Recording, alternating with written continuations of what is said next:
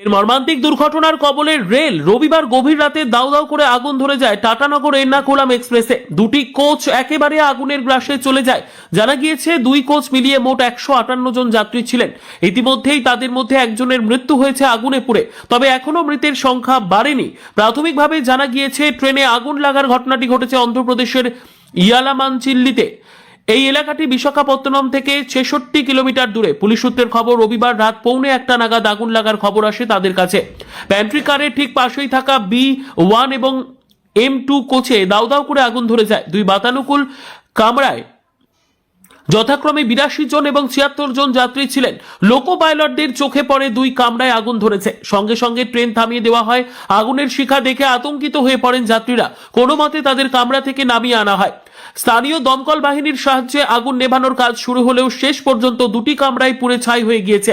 যাত্রীদের উদ্ধার করা গেলেও তাদের যাবতীয় জিনিসপত্র চলে গিয়েছে আগুনের গ্রাসে।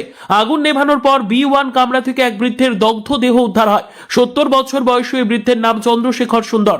তিনি বিজয়ওয়াড়ার বাসিন্দা। দাউ দাউ করে আগুন জ্বলতে থাকা কামরা থেকে তিনি বের হতে পারেননি। তবে বাকি যাত্রীরা সকলেই সুস্থ আছেন বলে রেলের তরফে জানানো হয়েছে। পুড়ে যাওয়া দুই কামরা সরিয়ে ফের গন্তব্যের উদ্দেশ্যে যাত্রা শুরু করে ট্রেনটি। সব মিলিয়ে 2000 যাত্রী ছিলেন ওই ট্রেনে। সকলের মধ্যেই আতঙ্ক রয়েছে।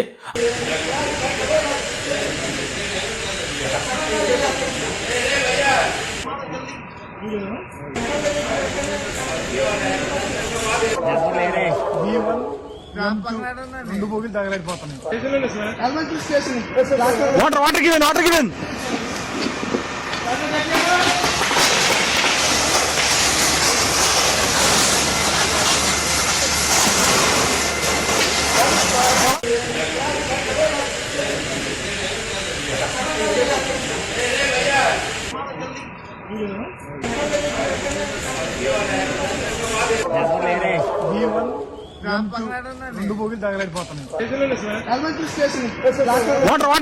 గివెన్